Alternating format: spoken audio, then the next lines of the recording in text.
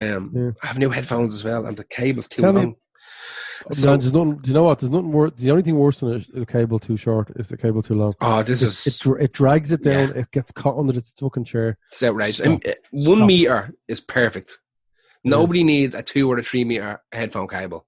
Do you know what I feel? I feel there should be an option to just, or else package it with an extender, but don't add it on without the ability to not have that. But you remember you used to get the ones that had a little wind there, but they were kind of messy. They had a little the coil in the middle. Yeah.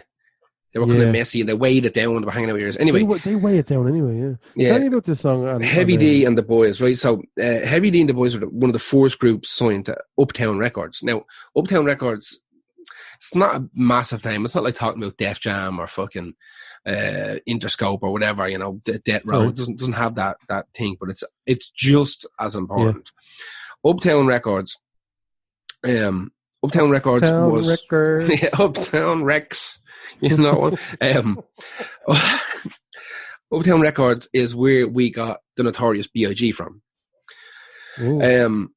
Now, possibly this is gonna sound like heresy, but possibly more importantly than where we got Biggie from, this is where we got Puff Daddy from. Puff Daddy was an intern at Uptown Records. So he was literally like sweeping the fucking floor and whatever, making coffee, making tea, the whole shebang. And it was with Heavy D and the Boys. They were the first act signed to it. The label was started by 2 other rappers, and it was just kind of a small enough thing. And one of the first people, the first group that they signed was Heavy D and the Boys, and one of the first people that they heard was Sean Combs. So Heavy D and the Boys was one of their big hitters at the start until Biggie came along. They had Mary J. Blige for a while as well. But Biggie was one of the guys who kind of got behind pushing Puffy as A&R, because he was kind of out on the street all the time, going to all the gigs. So he got signed as cutthroat motherfucker. Exactly. So he went from being an intern, literally making tea and coffee in the studio or whatever the fuck, to being A&R, to becoming a producer eventually, and then starting his own fucking Bad Boy off the back of that. So he took B.I.G. from Uptown to his new label, Bad Boy, which is when Biggie kind of exploded, you know. That's right. That was in the movie, wasn't that? In the movie? Yeah. They put it into that movie, yeah. Heavy D and the Boys. That's actually a good film. Yeah. Notorious. Yeah, Notorious. As far as rap biopics go. Better than Tupac's one. That was fucking garbage. Fucking KVI Tupac. Fucking. They had more to work with, and they did less with more. Did less with more. Shocking. The bloke they hired to play Tupac, first of all, was about 20 years too old. Like that. Hey, do you know who he looked like? Do you remember the Chappelle Show? Yeah. Do you remember Ashy Larry? Like Ashy Larry from fucking the Chappelle Show. He was a famous comedian in his own right, and his name has just left me. But he was actually on a podcast. Donnell Rawlings. Yeah. Donnell Rawlings. He was on a podcast. Oh, he does look like him. He does. He looks like him, right? He looks like Ashy Larry. Donnell Rawlings was actually on a podcast with the RZA on Joe Rogan a couple of months ago, which is mad interesting, because RZA's mad chill and Rawlings was losing his fucking marbles, just screaming and shouting all the time.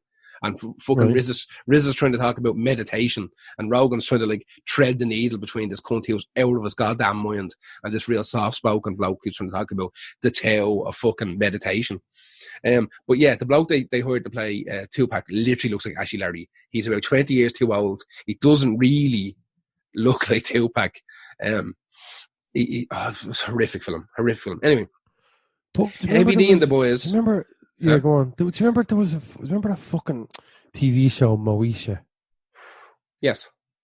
There was a lad in that looked like fucking Tupac, man. Was Moesha not Fredro Star? Fredro fucking Star, man, was that kid who was massively fucking influenced by Tupac, and he looked like him. So, but that show was 90s. He was like basically a couple of years younger than Tupac. He never could have done it unless they were going to make a movie basically while Tupac was still alive, which is no point in making that while that cunt was still in films. But that lad Fredro Star, I remember him. Wasn't Moesha Brandy? Yes. Mm. She was in our Killers. She was in our Killers podcast. She was. Yeah, she was Moesha before she killed people, though. Yeah, she killed people. Well, we went through it. She was flaunted as a killer in the show, but we came to the conclusion that she was not a killer.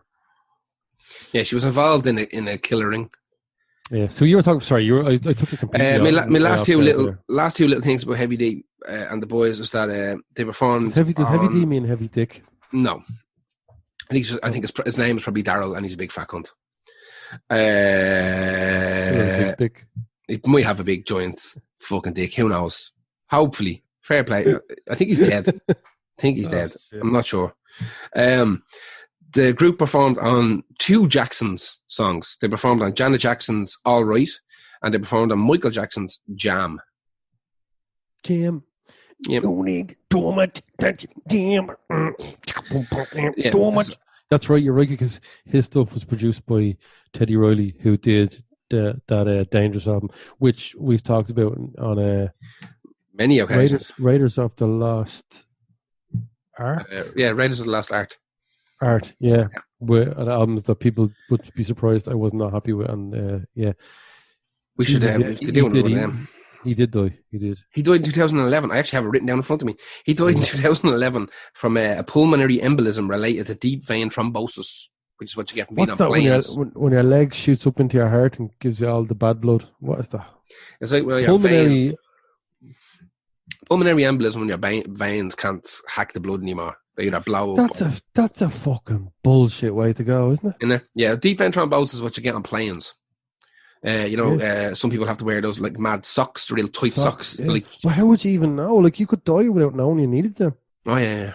Oh, it's my first time in a plane. Oh, is it your first time? Do you want to meet the pilot? My leg exploded. Off you go, son. Anyway, that was Heavy D and the boys. Who is your next one? Right. Sail away with me, honey. This David Gray, Sail Away. I fucking love that album. I don't really care about the rest of it. That album.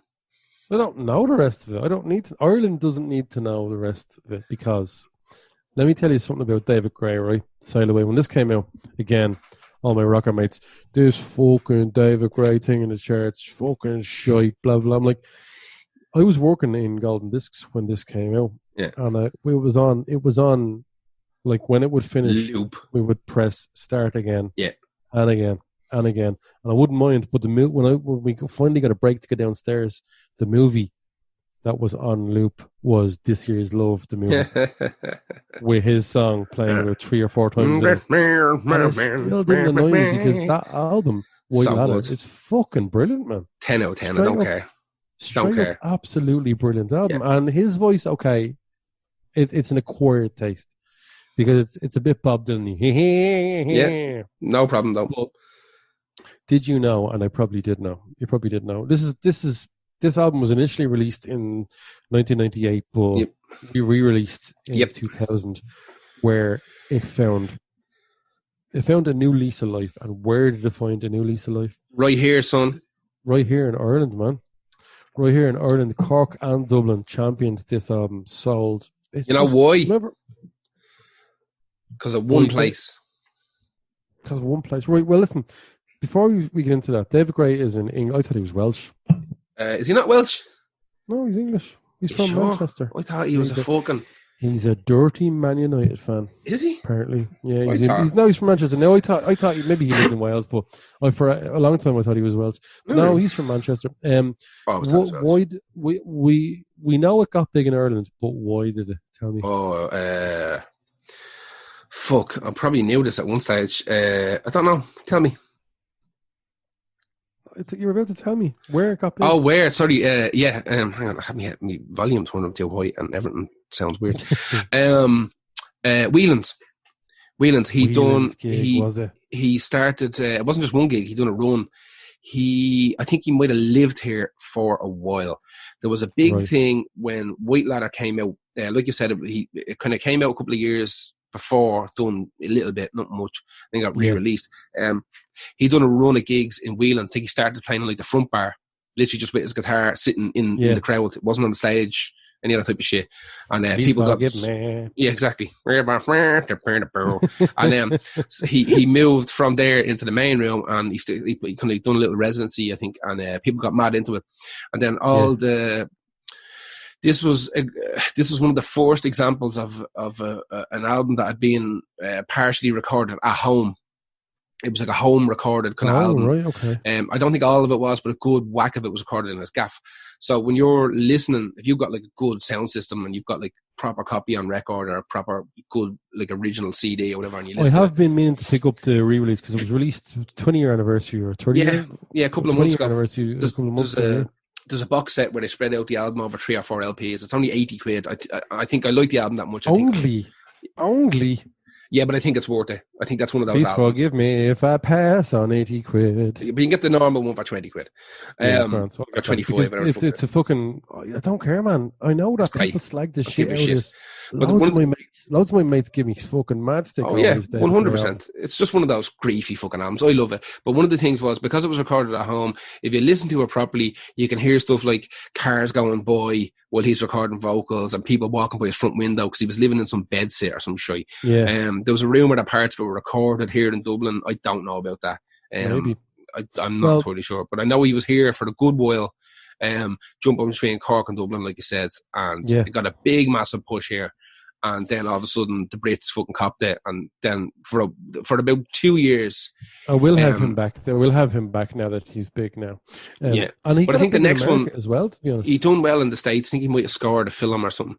It was that movie, This Year's Love, with Ian McGregor, I think. I'm not sure. Because I know the next album was that Lost Songs one, which was like all the stuff before that, or a lot of the stuff before that. He didn't have time to record an album. He was that big. He needed something else. Need to make the money to record the next album. So listen, here's all the fucking old shit. Bang it out. We can actually have a copy of that here. Somewhere I have a little. You know what? I never got into Lost Songs. No, it's not good because it's all his old shit. Who cares? You pretty much got White Ladder, and I think there's one other album that's good. But White Ladder was one of those. It's like Therapy Trouble Gum. It's just a moment in time. Yeah. All the pistons were firing. The stars aligned. Fucking you name it. Bish bash bosh. There's not a wasted moment on it. This album sold before it sold fuck all in England. Before it did anything in England, it sold 100,000 copies in Ireland, which is massive. That's huge.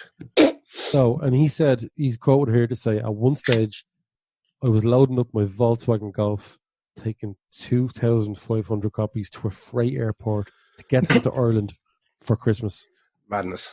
Him and his record, his manager had his hallway full of White Ladders, sending them to Ireland. Like they were just on the way to Ireland, and then eventually they knew because if something goes number one in Ireland, England's going to go, hang on a second, this lad's English. Something's happening. Oh yeah, exactly. I think it sold take him back between 3 and 4 million copies. It's a lot of copies. A lot of copies for a year. It was number one in Ireland for 6 weeks before it was anything in England. So you know what, man. Sail Away was the song I picked because I listened to the album through again the other day, and Please Forgive Me is great because Please Forgive Me is like a normal ballady guitar song, but the producer went, you know what we'll do? We'll double up the drums and we'll slow it all down half time on guitar, and it's such a weird fucking sounding song. Yeah, I think it's the fuckery that makes the album. You know, you listen to like Babylon, it's got that like shitty kind of drums. Just mad like electronic-y. Yeah. Not too electronic. No, just slightly off. Slightly off kilter, kind of back and stuff. That makes it. Listen, I've nothing more to say about this. Look, you either like White Ladder and you had it in your gaff, you either love it or you fucking hate it. One or the other. So for me, it's a controversial one because a lot of people still find it very hard to understand. My sisters hate him. I think Linda hates him. Everyone I know fucking I stick him out. I was like, oh, Jesus Christ. This fucking... To me, it's like what happened if someone took Bob Dylan. I'm like, oh no. Yeah. I get it. So listen, here's your next one. CNC Music Factory. Gonna Make You Sweat. Everybody dance now. Gonna Make You Sweat. Everybody dance. From the gay Iron Forge in The Simpsons. Don't care. Again, don't Hot give a stuff fuck. Coming through. I have a full-blown love affair with shitty old kind of house and electro music. Yeah, but that riff though. Jesus fucking Christ. Jesus fucking Christ. When you can make a violent riff with 3 notes, only 3 notes,